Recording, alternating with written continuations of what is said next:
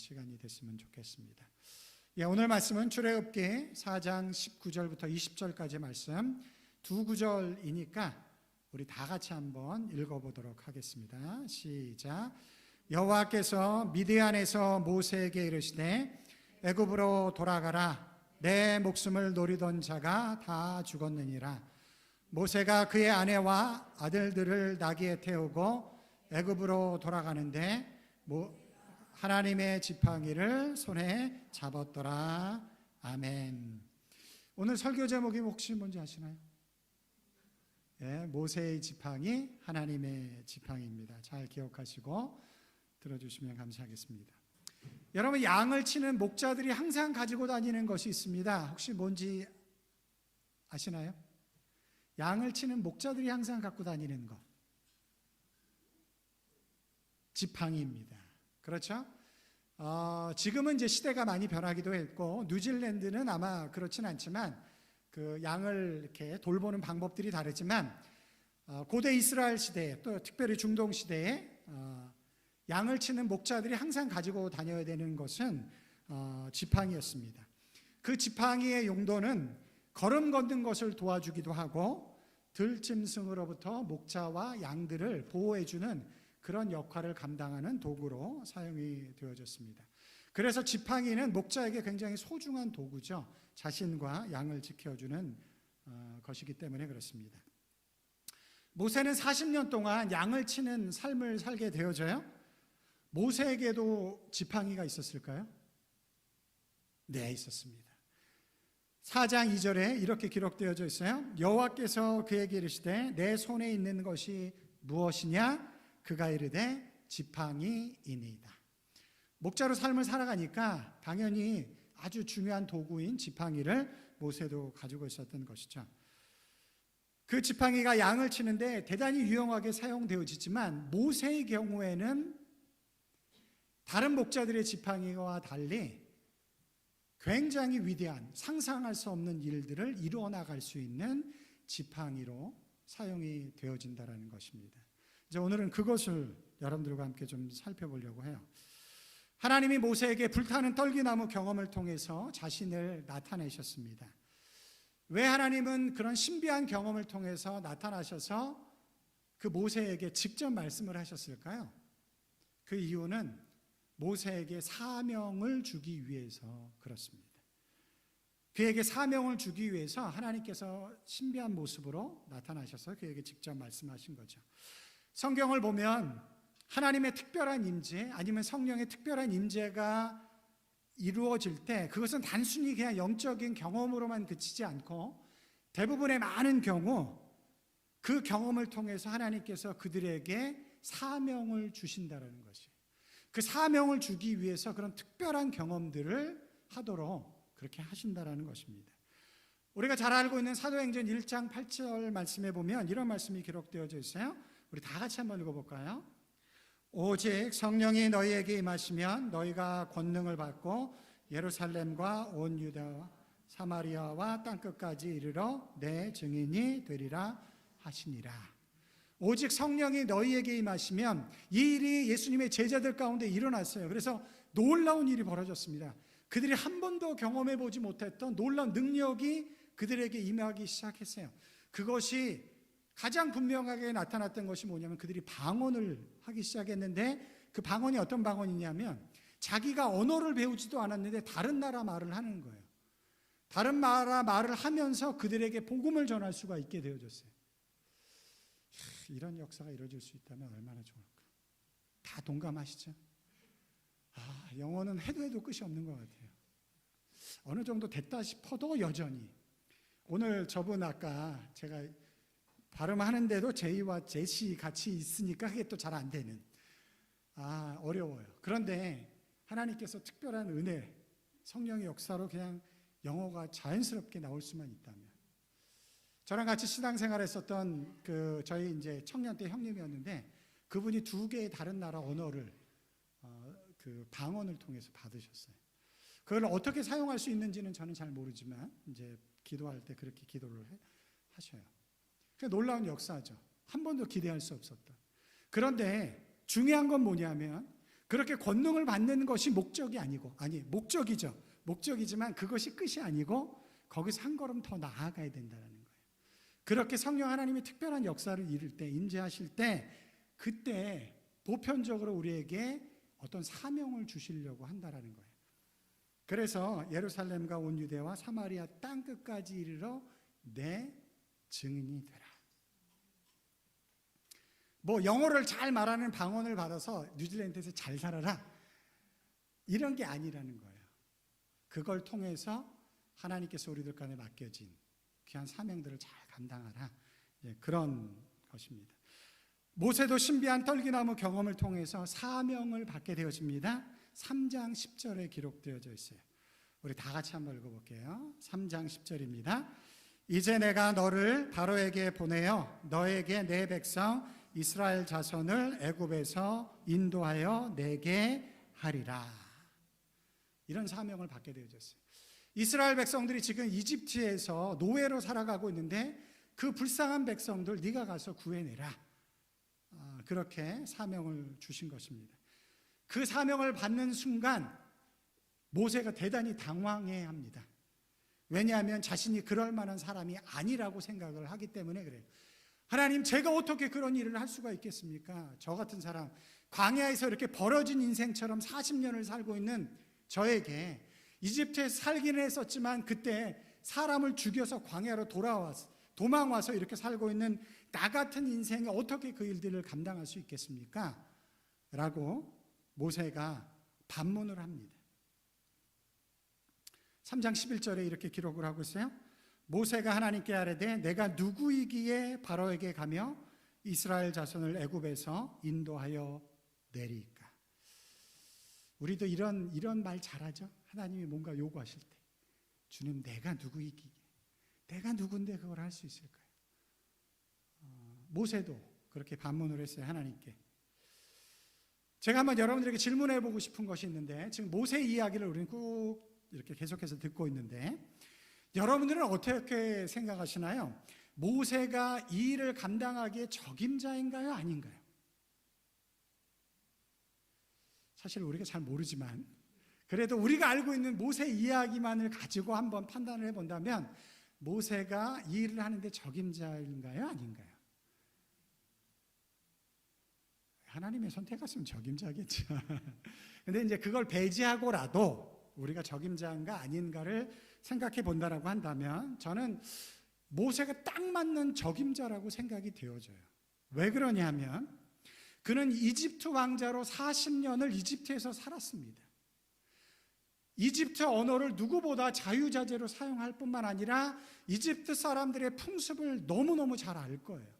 그리고 이집트의 권력 구조가 어떻게 만들어져 있고 그 안에서 이스라엘 백성들이 어떤 삶을 살아가고 있는지 그것을 누구보다도 잘 알고 있었을 것입니다.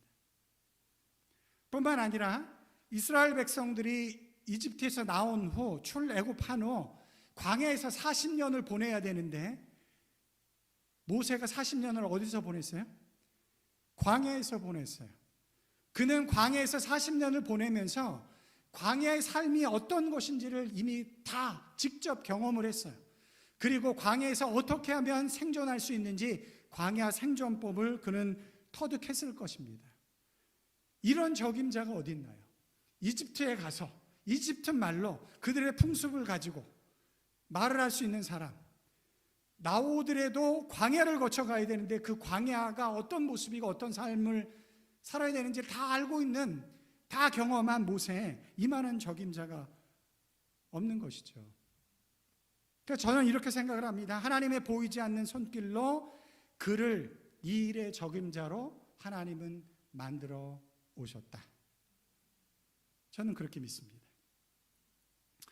제가 교회 사역을 하면서 굉장히 감사한 것이 하나 있어요. 굉장히 감사한 것이 있는데 그건 뭐냐면 제가 기타를 칠 줄 안다라는 거예요. 왜냐하면 교회에서 기타는 굉장히 중요한 찬양의 도구예요. 뭐 피아노가 없을 때 기타를 가지고 아니면 소그룹 모임 한다든지 뭐 찬양을 인도하고 이럴 때 기타를 갖고 있으면 굉장히 좋습니다. 제가 기타를 칠 수 있다는 것이 너무너무 감사한데 그 기타를 왜 배웠는지 아세요? 대학가요제에 가려고. 제가 그 기타를 배웠어요. 중학교 3학년 때 제 친구들과 함께 야, 우리 대학 가면 대학가요제 가자. 그래서 기타를 샀어요. 그래서 기타를 배우기 시작을 했습니다. 열심히 배웠습니다. 그런데 결국은 대학가요제는 못 나갔고 결국은 목사가 되어져서 사용을 하는데 그 기타가 굉장히 유용하게 사용되어진다는 것이에요. 저는 이것이 하나님의 큰 그림 속에 담겨져 있었지 않았을까? 저는 그렇게 생각을 해요. 비록 출발점은 대학가요제였지만 그때는 제가 신앙이 없었으니까 그렇게라도 기타를 배우게 하시고 결국에는 또 이렇게 유용하게 쓰임받게 하시는 그 하나님의 큰 그림 속에 있지 않을까 그런 생각을 하게 되어집니다. 저는 대학에서 영문학을 전공을 했습니다. 왜 영문학을 공부했는지도 영문도 모르고 공부를 했습니다. 그런데 제가 영어를 모국어로 사용하는 뉴질랜드에 와서 선교사 훈련학교에서 취업 비자를 받아서 사역을 하게 되어졌어요. 그런데 영문학과를 졸업한 그 졸업장이 얼마나 중요하게 쓰임받는다라는 것을 제가 그전까지 몰랐어요. 그때 알았습니다. 영문도 모르고 영문학을 공부해서 졸업장을 받았는데 그것이 뉴질랜드에 와서 영어를 모국어로 사용하는 나라에 와서 우리 학교가 다 키위 스태프들이거든요. 한국 스태프들이 한 2가정 정도 있었고, 근데 거기서 이제 사역을 같이 하려면 영어가 자유로워야 되잖아요. 근데 그 사람들이 인터뷰하기 전에 뭐가 들어갔어요? 그렇죠. 영문도 모르고 졸업한 영문학과 졸업장이 딱 들어가니까 뭐 더 이상 뭐 물어보지도 않더라고요. 그래도 항상 영어를 그래도 가까이 해왔기 때문에 그렇게 어렵지 않게 또 사역을 감당할 수 있었어요. 야, 하나님의 그림이 참 완벽하다. 저는 가끔씩 놀랄 때가 있어요. 이렇게 하나님께서 나의 지나갔던 과거의 삶을 이렇게 사용하시는구나. 참 놀라워요. 지난주 월요일 저희가 이사를 했습니다. 전사님과 우리 집사님들 그리고 우리 청년들이 와서 정말 수고를 많이 해주셨어요. 그래도 이사는 힘들더라고요. 그런데 어쨌든 그분들의 도움에 의해서 굉장히 수월하게 이사를 했습니다. 제가 특별하게 감사했었던 것은 뭐냐면 그 전주간에 비가 엄청 많이 왔어요. 그렇죠? 아마 저희 이사하는 걸 아시는 분들은 좀 걱정이 되셨을 거예요. 비가 엄청 많이 왔습니다. 이사 전날인 주일에도 비가 왔어요. 그 밤에 막 바람 들고 막 난리가 났었어요. 그런데 이사 날인 월요일 그리고 화요일 그렇게 날씨가 좋을 수가 없었어요. 그리고 나서 수요일부터 다시 비가 오기 시작을 했습니다. 놀랍더라고요. 너무너무 감사했어요. 물론 비가 올 수도 있죠. 뭐 그거에 대해서 저는 뭐 하나님을 향해서 뭐 이렇게 삿대질 하거나 그러지 않습니다. 그러함에도 불구하고 어쨌든 이사할 때 비가 오지 않은 것에 대해서 날씨가 너무 좋은 것에 대해서 너무너무 감사했어요. 그런데 월요일 이사를 다 마치고 저녁에 저희 집 첫째 아이가 이렇게 이야기를 하는 거예요. 아빠 그거 알아요? 오늘 뉴질랜드에서 가장 따뜻한 도시가 타우랑가였대요. 뉴스를 들으면서 알게 되어졌어요. 그냥 일어날 수 있는 일이기도 하고 전혀 영적인 내용이 담겨져 있지 않지만 저는 그 얘기가 하나님의 말씀처럼 들렸어요. 그 이야기가 이렇게 들렸어요. 너 이사 가는 건 내가 축복한다. 그렇게 들렸어요, 저에게는. 거기에 뭐 영적인 것이 담겨져 있지도 않고 이사 갈 때 비가 올 수도 있죠. 사실 제가 이 이야기를 할까 말까 고민을 많이 했어요. 왜 그러냐면 강세련 집사님이 내일 이사를 하시거든요. 이거 내일 비가 오면 또 비가 온다고 지금 예보되어져 있는데 이거 제가 이야기하고 싶은 건 이거예요. 비가 와도 괜찮아요. 그렇다고 믿음이 없는 것도 아니고 하나님이 나를 덜 사랑하는 것도 아니에요. 그러나 어쨌든 저에게 주어진 그 상황 속에서 저는 비가 오지 않은 것에 감사할 수밖에 없었고 또 그렇게 주관하시는 하나님의 손길이 느껴졌고 그 안에서 하나님의 말씀이 그렇게 들리는 거예요. 저의 삶의 과정을 돌아보면 하나님이 나의 삶에 함께 하시고 나의 삶을 세밀하게 인도하고 있다라는 것을 저는 믿지 않을 수가 없어요. 물론 그때는 잘 몰라요. 저에게도 아팠던 경험, 힘든 경험들이 있습니다. 그때는 제가 하나님을 향해서 원망도 하죠. 하나님, 왜 나에게 이런 어려움들이 주어집니까? 그러나 그 시간들이 다 지나고 나서 어느 순간에 그걸 뒤돌아보면 너무나 절묘하게 하나님께서 딱 그 퍼즐을 맞추듯 그것도 나의 삶 가운데 유익함으로 맞춰 나가시는 그런 하나님의 손길들을 보게 되어지는 거예요. 모세도 마찬가지였습니다. 하나님이 그의 삶 가운데 직접 드러나진 않았지만 이집트에서의 40년, 광야에서의 40년 그의 삶 가운데 함께 하셨고 하나님의 큰 계획과 섭리 속에 그를 여기까지 이끌고 오셨다라는 거예요. 그리고 결정적인 순간 그렇게 보이지 않게 모세의 삶을 이끌고 오시면서 하나님이 계획하신 것을 이루기 위해서 준비해 오시다가 결정적인 순간, 카이로스의 시간, 때가 참에 하나님이 그에게 직접 나타나셔서 이제 사명을 주시는 거예요.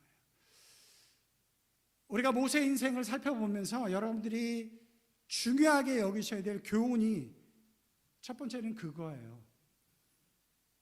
하나님이 우리의 삶을 주관하고 이끌고 계신다. 때로는 우리의 삶이 그렇게 느껴지지 않을 때도 있고 그것이 정말 확인되어지지 않는 것 같은 삶을 살아가기도 하지만 모세가 광야에서 40년을 살면서 얼마나 고민과 갈등이 많았을까요? 그러함에도 불구하고 그 40년이 하나님의 계획과 섭리 속에 있다는 것을 우리는 부인할 수가 없습니다. 그렇다라고 한다면 하나님이 그의 삶을 붙잡고 이끌고 가시는 거죠. 그리고 결정적인 순간 하나님이 나타나셔서 그의 삶에 사명을 주시는 것입니다. 사명이 주어졌지만 모세는 그것을 받기를 주저해요. 그때 하나님께서 그에게 너무너무 멋진 약속을 주세요. 3장 12절 말씀인데 우리 다 같이 한번 모세에게 준 말씀이지만 마치 나에게 하시는 말씀처럼 우리 말씀을 한번 들어볼까요? 다 같이 읽어보겠습니다. 하나님이 이르시되 내가 반드시 너와 함께 있으리라. 내가 그 백성을 애굽에서 인도하여 낸 후에 너희가 이 산에서 하나님을 섬기리니 이것이 내가 너를 보낸 증거니라. 하나님이 이렇게 이야기를 하세요. 하나님이 이르시되 내가 반드시 너와 함께 있으리라. 지난 시간은 그러지 않았지만 앞으로 네가 사명을 받아서 이집트로 가니 내가 너와 함께 할 거야, 이런 이야기인가요? 그런 이야기가 아니죠. 내가 여태까지 너와 함께 했었던 것처럼 비록 드러나지는 않았지만 그러나 이 중요한 사명을 위해서 너의 삶을 갈대 상자에 버려지는 순간부터 이끌고 오셨던 그 하나님께서 결정적인 순간에 나타나셔서 지난 시간 너와 함께 하셨던 것처럼 내가 반드시 너와 함께 있으리라. 걱정하지 말라. 그렇게 이야기를 하는 것이죠. 그러면서 그 다음에 너무너무 놀라운 이야기를 하세요.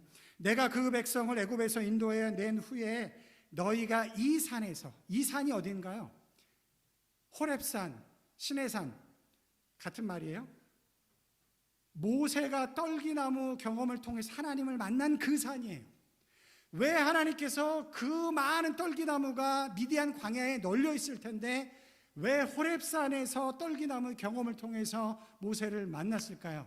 이 말씀에 따르면 이렇게 이야기를 하는 거예요. 내가 여기서 너를 만났지 여기까지 네가 이스라엘 백성들을 이끌고 올 거야. 그래서 내가 여기서 너를 만난 거야. 그 작은 것까지도 굳이 거기서 안 만나도 니네가 그 시내산에 와서 이 산에 와서 예배를 드릴 거야 이렇게 해도 되는데 그 장소에서 모세를 만나고 이것이 증거다. 너희가 이제 이곳에 와서 내가 너를 만나준 것처럼 이스라엘 백성들을 만나줄 거야. 이게 증거야. 라고 그렇게 이야기를 하시는 거죠. 하나님은 이미 세밀하게 준비하셨고 그가 말씀하셨기 때문에 반드시 이룰 것이다 라고 그렇게 말씀하셨습니다. 여러분, 믿음은 보이는 걸 믿는 건가요? 보이지 않는 걸 믿는 건가요?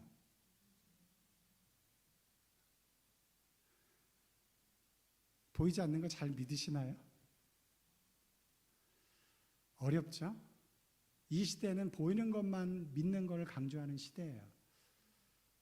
그러나 믿음은 보이지 않는 것을 마치 보는 것처럼 믿는 것입니다.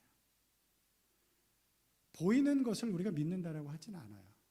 보이지 않지만 거기에 무엇인가가 있다라는 것을 믿는 것이죠. 제가 한번 여쭤볼게요. 여러분, 하나님 보셨나요? 근데 어떻게 하나님을 믿으시죠? 믿음 때문에 믿는 거죠. 믿음 때문에. 하나님이 있다. 하나님이 이 세상을 창조하셨다. 하나님이 당신의 백성들을 구원하기 원하신다. 그 일을 위해서 목숨을 내어놓으셨다. 예수 그리스도를 이 땅 가운데 보내셨다. 그렇게 너희를 사랑하고 너희를 세상 끝날까지 이끌고 갈 것이다. 그 약속의 말씀, 성경, 그걸 통해서 우리는 하나님을 믿는 것입니다. 우리는 그렇게 믿잖아요.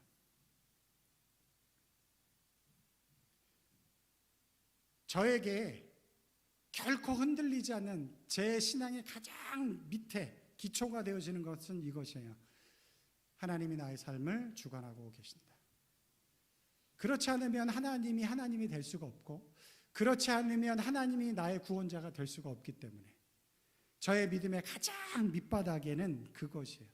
그것은 절대로 흔들릴 수가 없습니다. 흔들리지 않죠. 때로는 우리의 삶에 어려움이 닥쳐오고 우리의 삶에 어려움이 온다 할지라도 그것은 흔들리지 않아요. 흔들려서는 안 되는 것이에요. 저의 인생 가운데도 어려운 순간이 와서 내가 하나님 정말 이게 뭡니까? 라고 이야기를 할 때도, 그러함에도 불구하고 그때도 그것은 흔들리지 않았어요. 하나님이 나의 삶을 주관하고 계신다. 성경의 약속의 말씀이기 때문에 그걸 통해서 보이진 않지만 보이지 않는 하나님을 마치 보는 것처럼 이 땅의 삶을, 믿음의 삶을 우리가 살아가는 것이죠. 그래서 이사는 대단히 힘들었지만, 육체적으로 힘들었지만 그 이사가 재미있었고 감격스러운 사건이 저에게 됐습니다. 왜 그러냐면 보이진 않지만 마치 보이는 것처럼 나의 삶 가운데 역사하시는 그 하나님을 볼 수 있기 때문에, 눈으로 보는 것이 아니고 믿음으로 볼 수 있었기 때문에 그 이사가 힘들긴 했지만 감격스럽고 기뻤던 경험이 됐던 것이죠. 모세에게 배워야 될 것입니다. 하나님이 여러분의 삶을 주관하고 계신가요? 그 믿음이 있다면 그분께 여러분의 삶을 맡겨보십시오. 하나님의 선하심으로 인도해 주실 줄 믿습니다. 제가 사진 하나를 보여드리려고요. 이제 여기는 좀 젊으신 층이 많은데 이분은 알런지 모르겠는데 굉장히 오래된 영화 사진 같죠? 혹시 누군지 아시나요? 오, 예, 대단하시네요. 찰턴 헤스턴. 이 영화가 혹시 무슨 영화인지 아실까요? 10개입니다. 10개. 이 지금 찰턴 헤스턴이 누구의 역할을 하는 거예요? 모세의 역할을 하고 있는 거예요. 지금 모세가 뭘 손에 잡고 있죠? 지팡이를 잡고 있습니다. 오늘 본문에 나오는 하나님의 지팡이를 그가 잡고 있는 거예요. 이 지팡이로 모세가 나일강을 쳤을 때 나일강이 피로 변하게 되어집니다. 그 지팡이를 하늘로 쳐들었을 때 하늘에서 불과 우박이 떨어졌어요. 그 지팡이를 앞으로 내밀었을 때 홍해가 갈라졌고, 그 지팡이로 반석을 쳤을 때 사막 한가운데 있는 바위에서 생수가 터져 나왔어요. 능력의 지팡이, 권능의 지팡이, 하나님의 지팡이를 지금 모세가 손에 잡고 있습니다. 이런 지팡이가 우리 손에 있다라고 하면 너무 좋겠죠. 제가 말씀을 준비하면서 이런 지팡이가 나에게 있으면 너무 좋겠다. 그러면 신앙생활 잘 안 하는 사람한테 그걸로 머리를 딱 치면 한순간에 막 이렇게 변화되어지는 이런 역사가 일어나면 뭐 너무너무 감사하죠. 너희 있으면 너무 좋겠다. 찰턴 헤스턴이 들고 있는 지팡이, 대단한 능력을 행할 지팡이처럼 보이죠? 멋있잖아요. 그러나 사실 모세가 저런 지팡이를 가지고 있을 가능성은 대단히 낮습니다. 영화이기 때문에 그 드라마틱하게 하기 위해서 저렇게 지팡이를 멋있게 만든 것이에요. 미디안 광야에는 저렇게 멋진 지팡이를 만들 만한 멋진 나무가 없습니다. 광야이기 때문에. 그가 가졌을 법한 지팡이를 터키 한 박물관이 보관하고 있어요. 저희가 보기에는 충분히 그것이 가능성이 있다라는 생각이 드는데 바로 이런 지팡이입니다. 아까 그것과 비교해서는 참 보잘것없죠. 이런 것밖에 미디안 광야에서 잘하지 않아요. 그 중에서도 최고의 곧게 만들어진 것으로 아마 그 나무를 가지고 지팡이를 만들었을 것이에요. 참 소박해 보이는 지팡이입니다. 여러분, 모세가 들고 있는 하나님의 지팡이, 그 지팡이가 어디에서 나온 건지 아세요? 그 지팡이가 어디에서 나온 것인가요? 하늘에서 뚝 떨어졌나요? 그럼 그 지팡이는 무슨 지팡이인가요? 바로 모세가 목자로 생활하면서 사용했었던 지팡이. 그 지팡이, 어떻게 보면 참 보잘것없는 한 1m 남짓한 그런 지팡이일 거예요. 그런데 그 지팡이가 아무도 알아주는 사람도 없고 내세울 것도 없는 일을 감당하는 그 목자로서 광야의 삶을 살아갈 때 자신의 인생을 대표했었던 그 지팡이, 보잘것없는 지팡이. 그러나 그 지팡이가 하나님의 뜻 안에, 하나님의 부르심 안에 던져질 때 하나님의 지팡이가 되어져서 모세가 그 지팡이를 들고 이제 이집트로 가게 되어졌다라는 것입니다. 그 지팡이가 어떤 일을 할지 성경은 이렇게 이야기를 하고 있어요. 출애굽기 4장 17절 말씀 다 같이 한번 읽어보겠습니다. 시작. 너는 이 지팡이를 손에 잡고 이것으로 이적을 행할지니라. 모세가 나는 이 일 못합니다. 나는 적격자가 아닙니다. 내가 어떻게 그 일을 할 수 있습니까? 그때 하나님께서 이렇게 이야기를 했어요. 지팡이를 던져봐라. 뭐가 됐죠? 뱀이 됐어요. 다시 집어라. 그랬더니 다시 지팡이가 됐습니다. 그런 과정을 통해서 하나님께서 그가 40년 광야 생활에서 보잘것없이 사용했었던 그 지팡이를 하나님의 지팡이로 만들어 주시고 이제 가라. 그 지팡이를 들고 간 모세가 결국은 그 지팡이로 이스라엘 백성들을 구원해내는 하나님의 놀라운 역사를 이루어냈다라는 것입니다. 락다운이 해제되어지고 나서 제가 모세의 이야기를 해오고 있습니다. 어떤 말씀으로 락다운 이후에 성도들과 말씀을 나누면 좋을까 고민을 하다가 모세의 이야기를 선택한 이유는 이것입니다. 모세는 스스로 아무것도 결정할 수 없는 인생을 살았어요. 스스로 아무것도 결정할 수 없는 인생을 모세가 살았습니다. 때로는 영광스러운 자리에 서기도 하고 때로는 정말 볼품없는 자리에서 그의 삶을 이어가야만 했습니다. 그러나 그 모든 과정에서 하나님은 그와 함께 하셨고 하나님의 계획 속에 그의 삶을 이끌어 왔다라는 것을 모세는 우리에게 아주 잘 보여주고 있어요. 갈대 상자에 던져지는 그 순간에도 하나님이 직접 드러나진 않았지만 그러나 그 모든 환경과 상황들을 만드심으로 결국은 하나님의 구원 계획 속에 그의 인생이 담겨져 가도록 그렇게 이끌어 주시는 하나님의 손길, 그것이 모세의 삶 가운데 드러나기 때문에 그렇습니다. 코로나가 가져온 가장 큰 충격은 무엇인가요? 우리의 삶을 우리 스스로 결정할 수 없다는 거예요. 뉴질랜드는 그래도 이 정도니까 자유롭게 생활하고 있지만 지금 한국 같은 경우에는 우리 스스로 우리의 삶을 결정할 수가 없어요. 제가 아는 한 목사님이 있는데 그 목사님 교회에 코로나 확진자가 생겼다라고 해요. 그래서 2주간 아무런 예배도 드리지 못하게 되었습니다. 우리 스스로 우리의 삶을 결정할 수가 없어요. 그것이 우리에게 큰 위협이고 도전이지만 그러함에도 불구하고 그것 때문에 우리는 두려워하지 않습니다.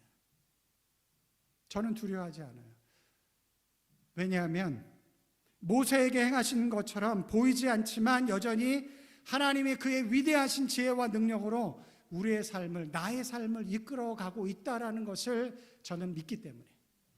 왜 락다운이 일어나는지 우리가 다 이해할 수는 없지만 그러나 그것조차도 하나님의 뜻 안에 있다는 것을 우리가 부인할 수 없기 때문에.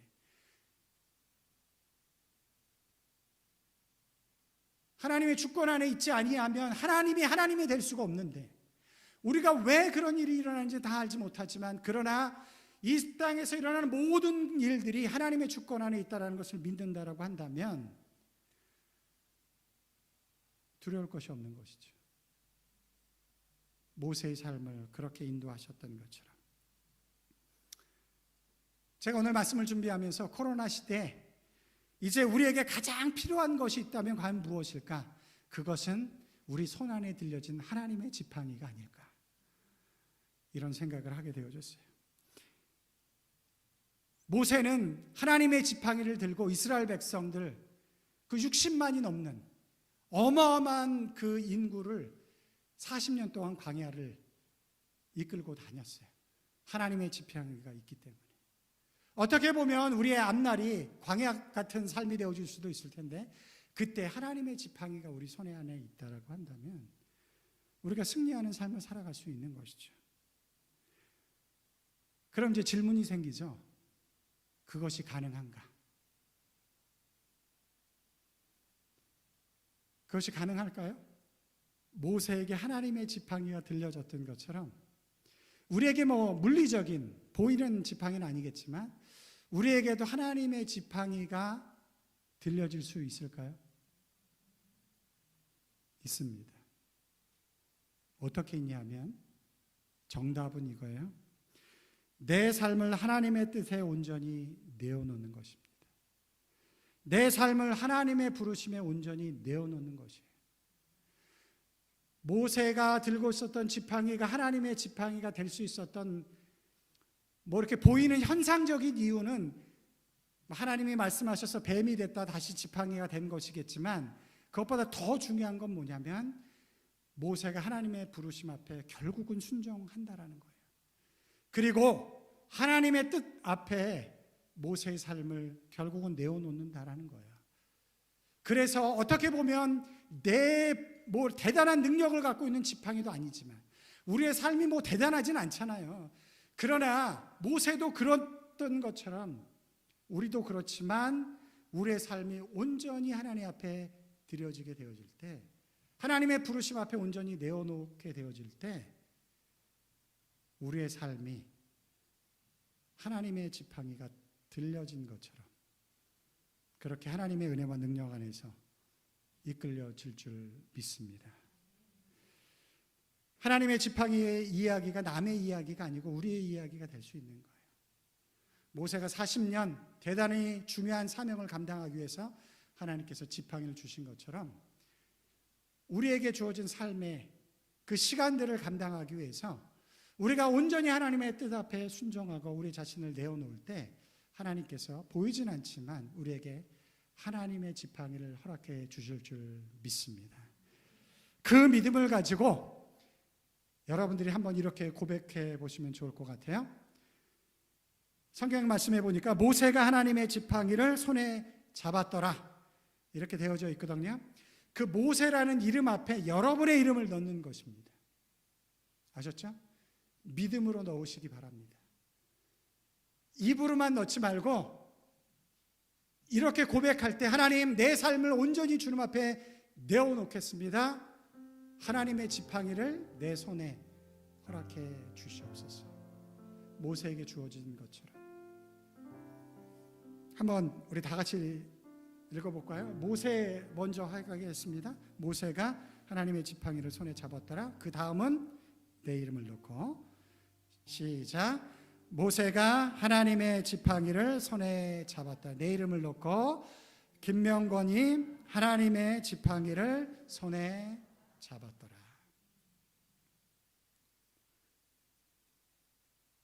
믿음으로 이 말씀을 좀 담아가시기 바랍니다.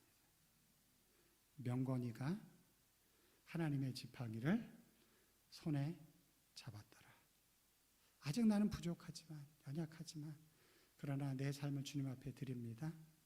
나에게 그런 은혜와 능력을 허락해 주시옵소서. 우리 다 같이 한번 기도할까요? 오늘 말씀을 생각하시면서. 참 보잘것없는 지팡이였을 것입니다. 모세의 지팡이. 그러나 모세의 삶을 대변했었던 그 보잘것없는 지팡이, 그러나 그 지팡이를 하나님의 부르심 앞에, 하나님의 뜻 앞에 온전히 내어놓을 때 놀랍게도 그 지팡이가 하나님의 지팡이가 되어져서 그의 삶을 위대하게 능력 있게 이끌어나는 지팡이가 되었습니다. 하나님, 그런 은혜가 나에게도 좀 있었으면 좋겠습니다. 명건이에게 하나님의 지팡이를, 명건이가 하나님의 지팡이를 손에 잡았더라. 하나님, 이런 역사들이 내 삶에 이루어져서 내 스스로 나의 삶을 결정하기 어려운 이 어려운 시대 가운데 하나님의 은혜로, 능력으로 승리의 삶을 살아갈 수 있는 내가, 우리 성도들을, 우리 교회가 되어줄 수 있도록 해달라고 우리 다 같이 함께 한번 기도하는 시간을 갖도록 하겠습니다. 기도하겠습니다. 사랑하시는 아버지 하나님, 감사합니다.